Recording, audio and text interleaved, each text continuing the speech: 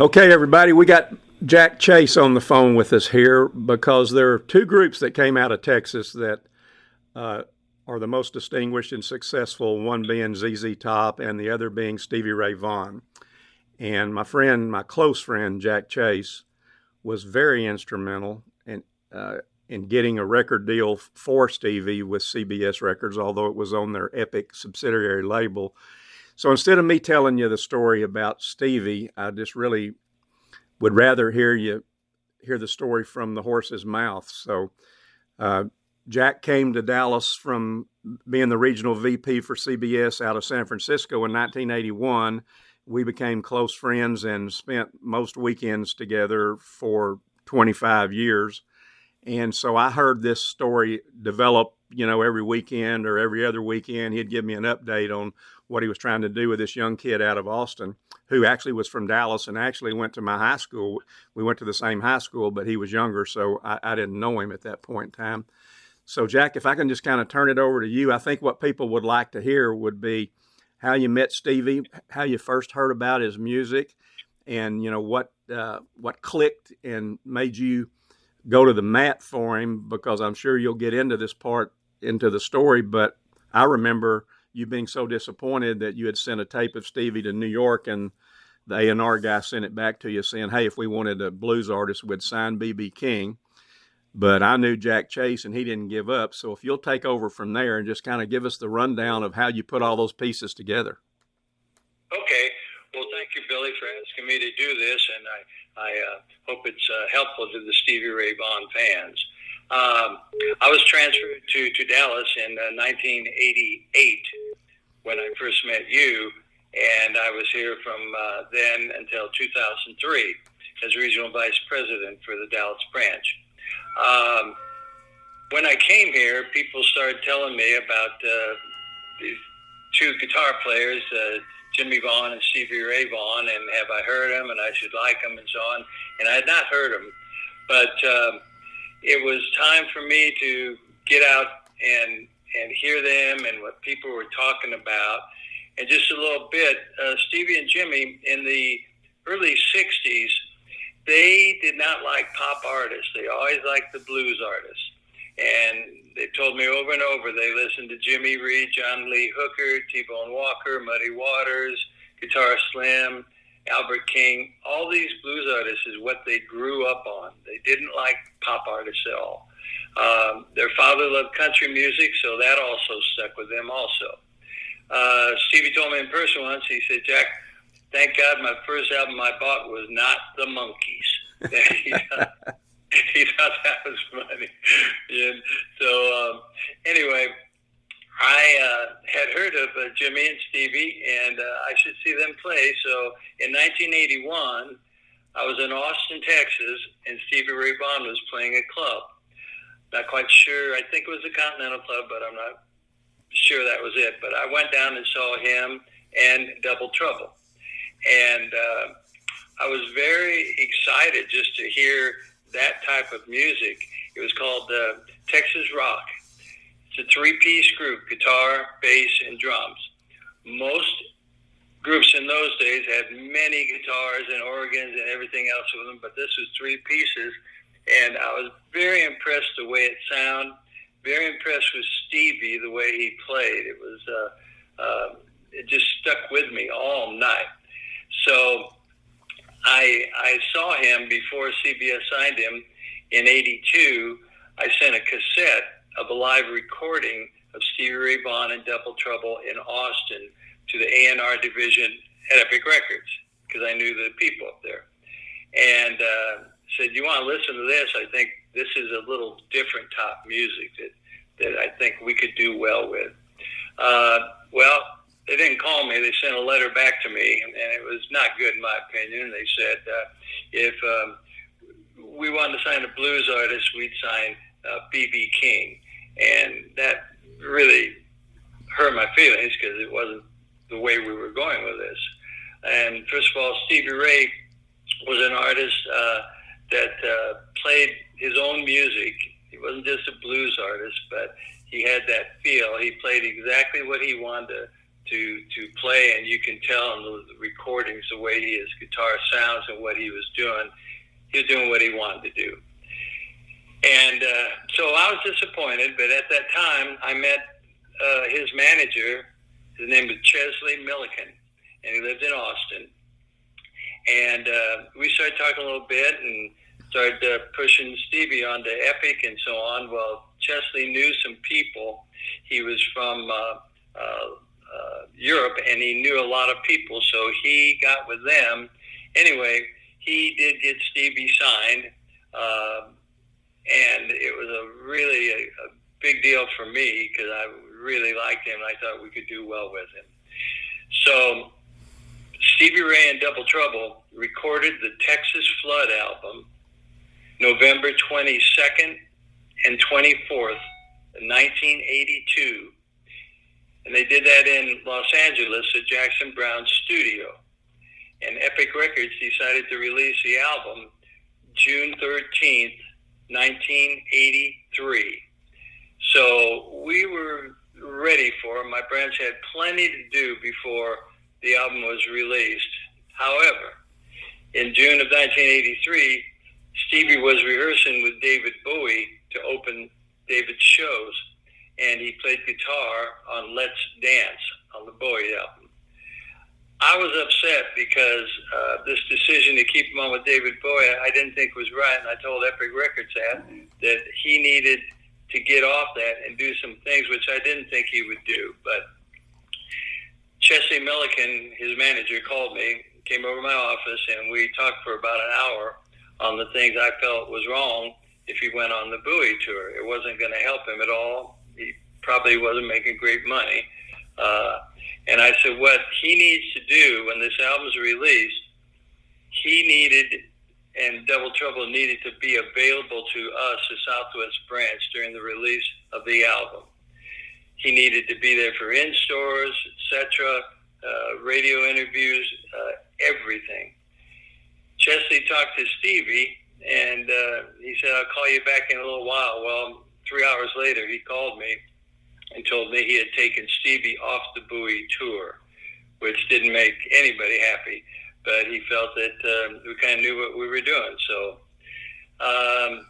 to start the album, we planned a release party for those not in record industries. I mean, when an album comes out and you want so many people to hear it, you have a party and you invite radio, promotion, etc.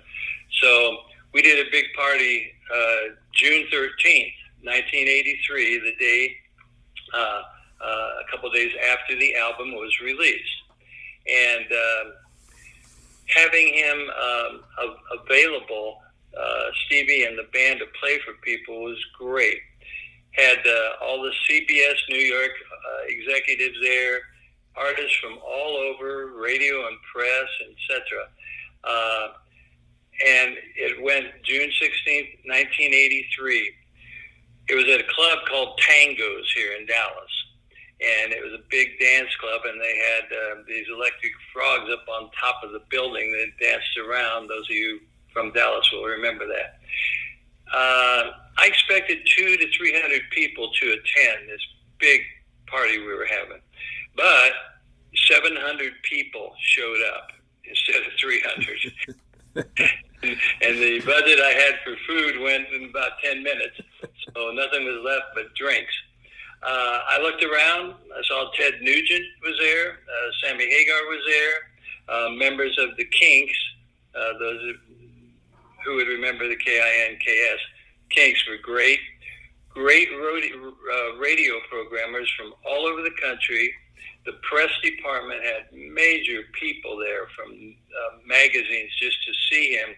We had pumped Stevie up so high in their mind. So Stevie played an incredible show that night. And he left about an hour and a half he played. And all the fans that were there that liked Stevie walked out of there feeling very good about Stevie Ray Vaughan and Double Trouble. They were very happy. So CBS, who I worked for, Epic was part of the label, knew that the album had to break out of the Southwest branch here to be recognized. if we couldn't do it, people were saying, well, why should I play it in Wisconsin or whatever? So I had 7 states under my branch territory. And we started working it in Dallas at Q102 with Redbeard, a big jock, I'm sure some of you remember. He told us that Stevie Ray, was not coming along good, and he sent my promotion guy over, and he said, Jack, he feels he may drop this record, and I was upset. And he told me that people were calling in saying, that's old stuff, we don't want to hear that, etc., and they're all complaining. And so I had a meeting with Redbeard, and I talked him into staying 2 to 3 weeks more with this record. Please keep playing. I need you. You're from Dallas. If you drop it, we're not going to have a chance. So he stayed with it 3 weeks, and Stevie Ray Vaughan started to sell for us in Dallas and Houston, New Orleans, Oklahoma, and Denver, and it started breaking, and the rest is history as far as sales go. I will say Stevie Ray Vaughan, he was 100% involved with us and made every in-store appearance we had for him, every radio interview, and he played on time at every date we had him play throughout, about 4 of those states we had.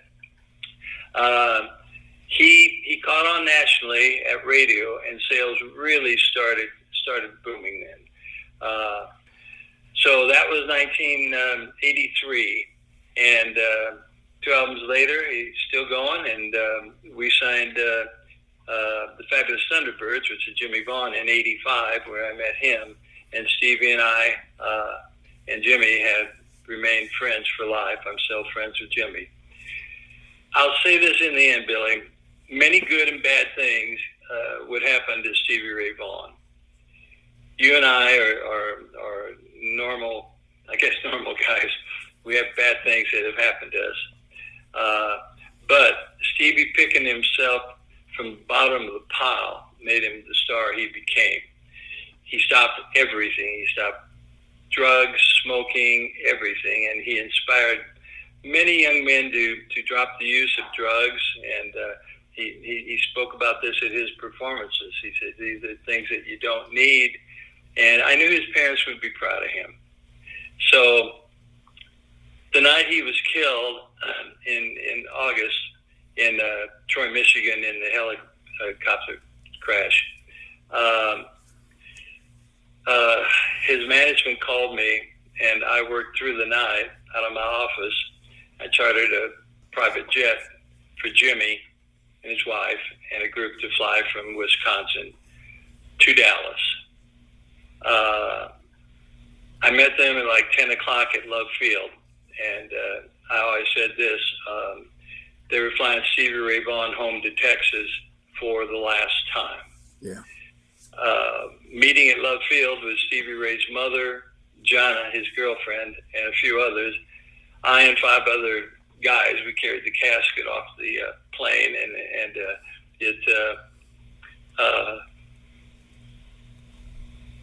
it made my heart sink doing that. And if you knew Stevie like I did, you could look over the bad things he did and see only the good he accomplished. After that, Jimmy and I remained friends. I have multiple Stevie Ray Vaughan gold and platinum records in my house. I have his guitar strap. It's Indian beaded, which I gave to him for Christmas. And I asked him if I could have that back. That's the only thing I ever took off any artist. And all of them are hanging in my music room, and I miss his sense of humor and his music. And that's about all I can say, Billy. Ask me anything, and I'll answer. Well, I mean, I'm sort of at a loss for words because the story was so terrific, and the artist and the music was so wonderful, but had such a sad ending. And Yeah. We've been through that a time or two before, but of course you were so close to him personally.